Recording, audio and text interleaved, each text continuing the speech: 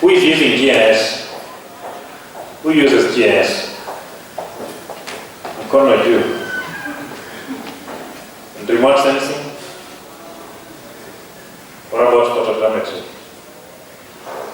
Who is using photogrammetry? Only Anthony is using photogrammetry.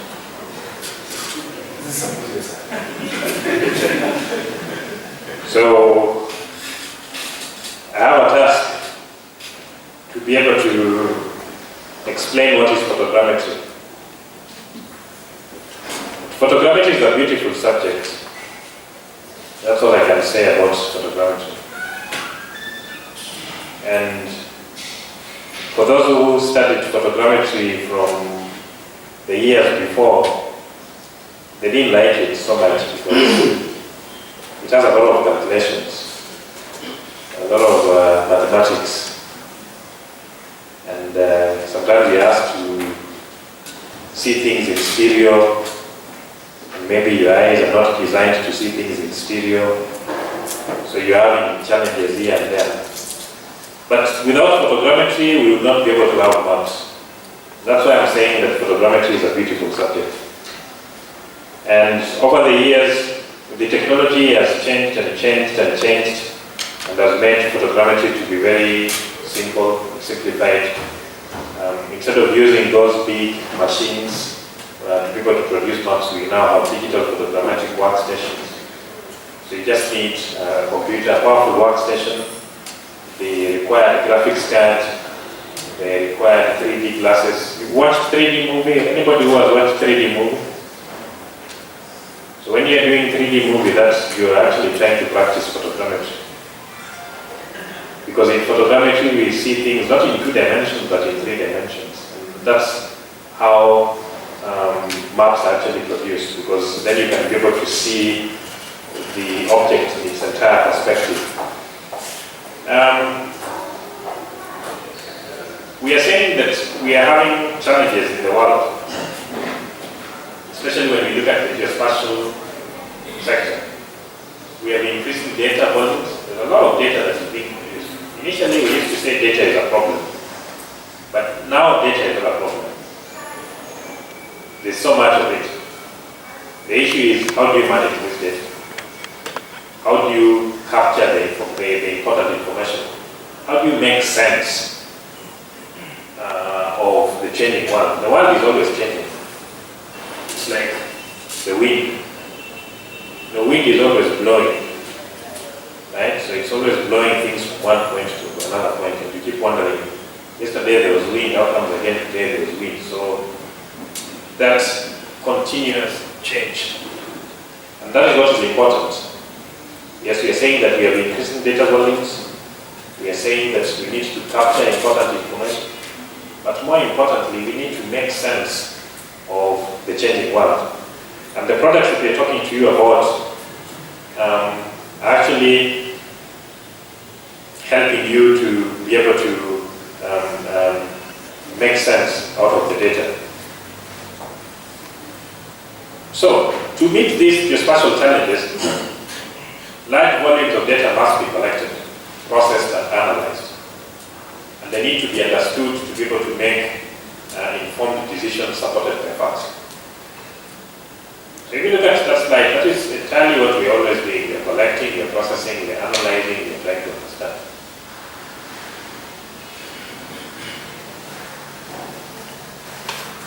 And for 2015, we are proud to formally introduce what my colleagues have talked about, their Hexagon Geospatial Power Portfolio. And the Power Portfolio combines the best photogrammetry, remote sensing, GIS, and cartographic technologies available into relevant producer, provider, and platform suites. So together, these 3 suites allow organizations to manage the full life cycle of geospatial data management in the new game-changing ways. So now more than ever, we enable you to be able to derive more information from your data. The Power Portfolio suite provides you with remarkable flexibility so that you can be able to hone in on the right tools needed to easily understand the change, to derive the information required to make mission and business critical decisions.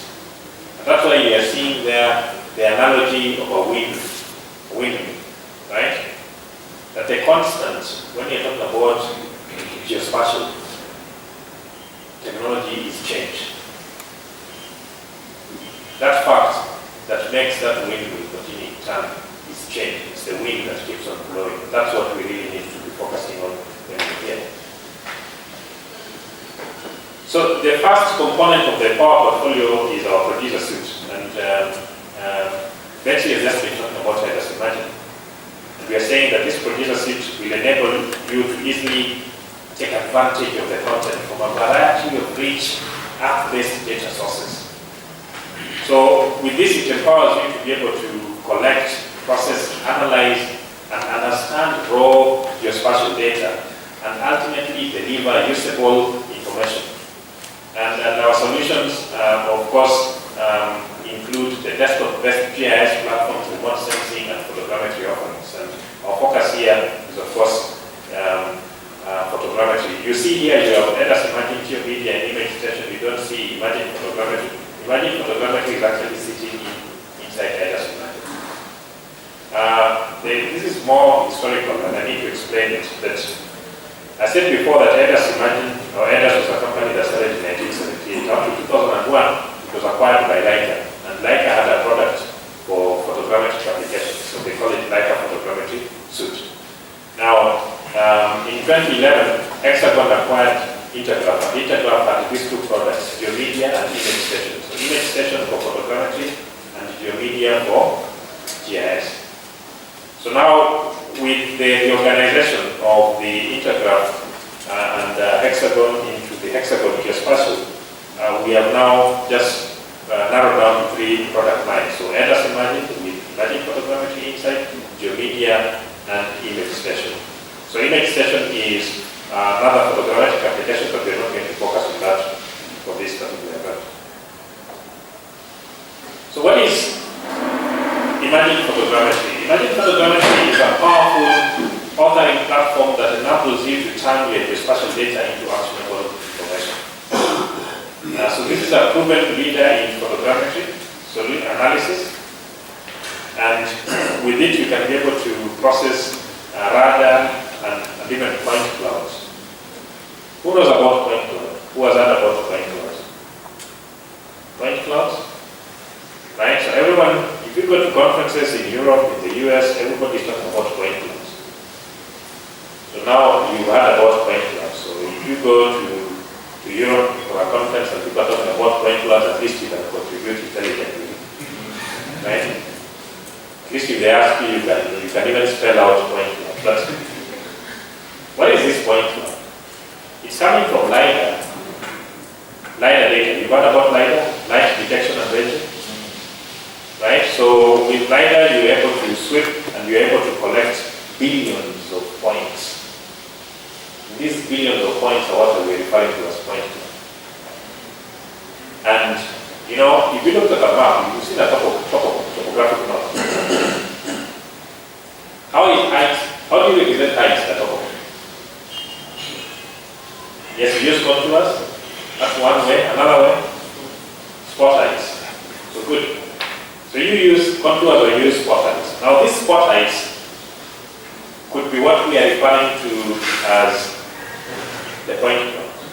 Actually, the contours, you generate them from spot heights, right? So the more spot heights you have, the better your contours, the better your representation of the elevation. And that's the same thing with the LiDAR. The more points you can actually, because the LiDAR will record X, Y, Z coordinate values for each and every point that you want. So if you have billions of them, then you will have a very beautiful representation of elevation. Very accurate representation of elevation. The only problem is that if you have got billions of points, then you need a very high processing application software to be able to process that data, right? Hello? Because you have billions of points, you need high processing power to be able to process that. And that's what Imagine photogrammetry can do. each can process point clouds. So you can process billions of points. One other thing, now, point clouds do not necessarily have to just come from lighting. They can also come from stereo imaging. And what is stereo imaging? When you take one image and then you take another image and there's an overlap, we refer to that as stereo. So you can generate point clouds also from stereo imaging. You don't necessarily have to generate them from lighting. So you don't necessarily need lighting. You can also use stereo imaging to generate point clouds.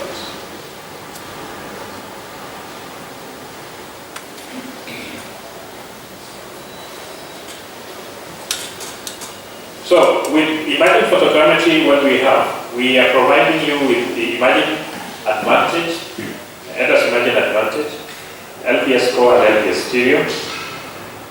In addition, the module provides for single point cloud processing with LPS and automated terrain extraction facility.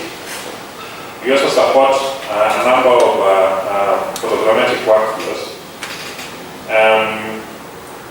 So just looking at how the imaging photogrammetry is divided, we have got there the imaging auto DTM. So auto DTM will include LPS HE and LPS EHE and also include semi-global matching. So this will support more specialized product-related workflows, and these modules will be used to be able to create surface models. In addition, we have the imaging terrain editor. For this provides you the stereo editing environment, and here you have LPS terrain editor and LPS stereo. Again, those products will be using them within the stereo environment to be able to edit your contours and 3D representation of data. If you look at the LPS functionality, what does it do? It will do automatic interior and exterior orientation. So you can be able to provide the camera information for the interior orientation. You can do the exterior orientation to be able to compute those parameters that are required. You can do automatic type point measurement. You can do automatic terrain extraction, so you can extract your terrain from the imagery. You can have distributed batch processing, and you can do semi-global matching. Also, it provides you with superior mosaicing. You know, if you look at a remote sensing application, you can maybe mosaic, most of the time you're only able to mosaic maybe 2 images or 3 images at a time. But with photogrammetry, it's much more powerful than the remote sensing, and you can mosaic even 2,000 images. You can process 2,000, 3,000, 4,000 images at the same time. Right? And that's why you have that distributed batch processing. And even in a lab environment, you can be able to harness, you can use all the processing power for all the other machines that are connected within the local area network. That's how powerful the LPS is. You can also do feature extraction. So feature extraction from the imagery, you can extract features. Instead of digitizing them manually, you can extract them using stereo analysis for ADAS.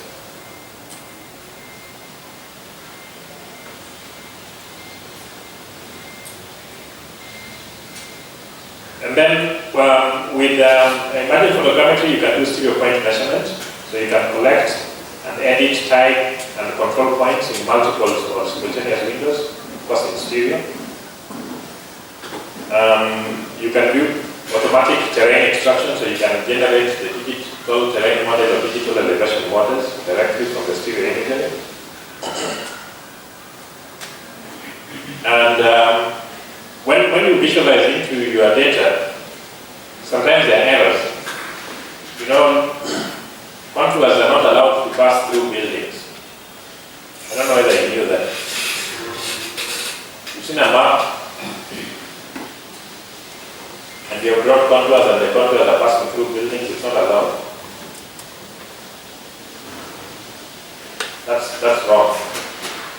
So what happens is that when you do automatic generation of contours, or when the contours are generated, they will not follow those rules. So you have to go into the data and now start editing so that you ensure that the contour does not go through the building.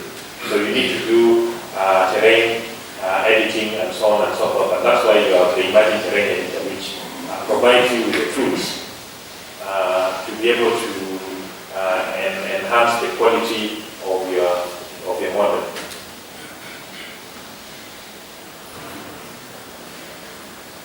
And then orthophoto generation. And again, what is an orthophoto? An orthophoto is an image where it's an image that has been corrected. You've removed all the errors due to tilts, errors due to sensor errors, and so on and so forth, so that it can be used just like a map. You know, if you take an image, satellite images, aerial images, when they're raw format, they are errors.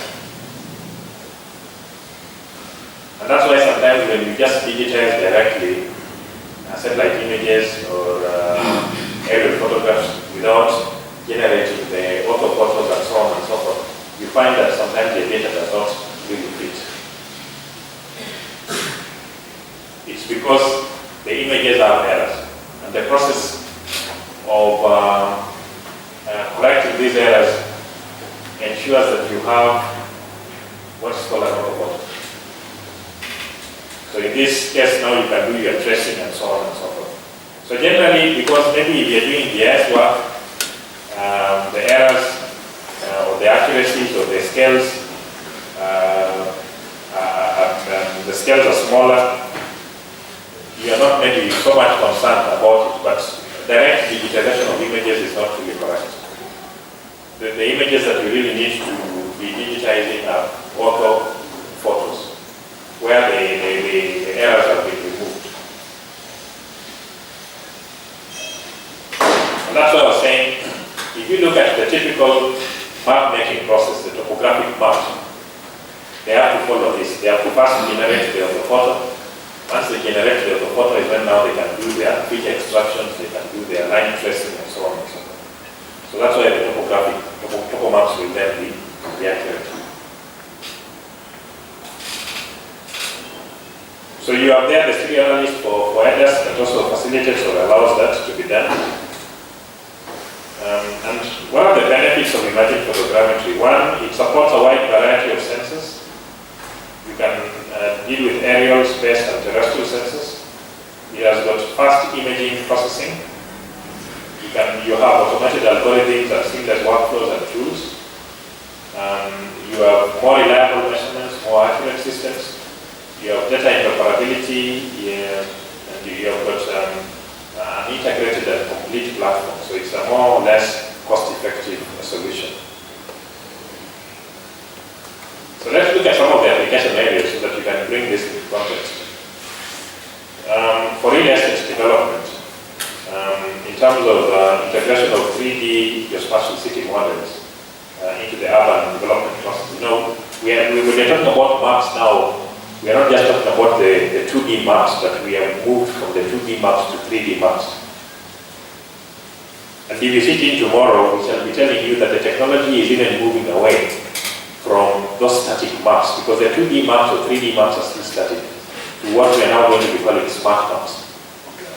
So these are maps that will be changing based on how data is coming. Already we are saying that you have a deluge of data, so there's a lot of data that is coming in, and we want maps that are alive, right? Not maps that are static, but you have to start updating things and to make them.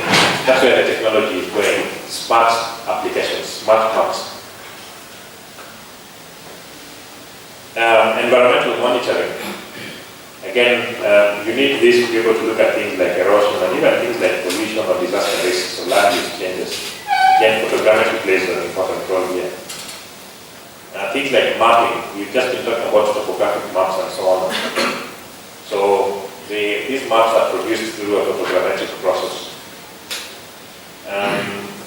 Infrastructure construction, if you're doing large infrastructure constructions, constructing like I can see that you're constructing a new road to connect the Entebbe airport to Kampala and so on and so forth.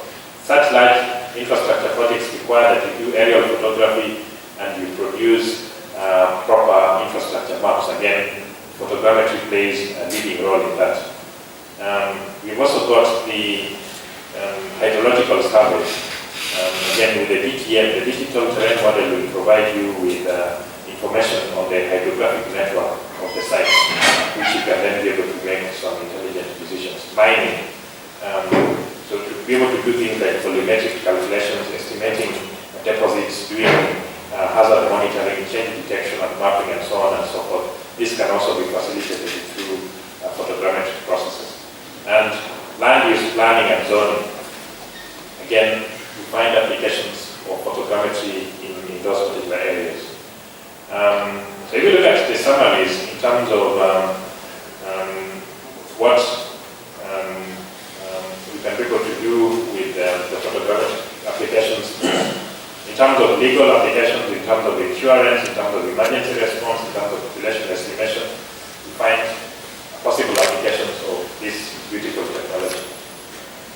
So with that, I come to a stop on the story, the beautiful story about emerging photogrammetry. And I don't know whether you have any question for me as we are changing on to the next presentation.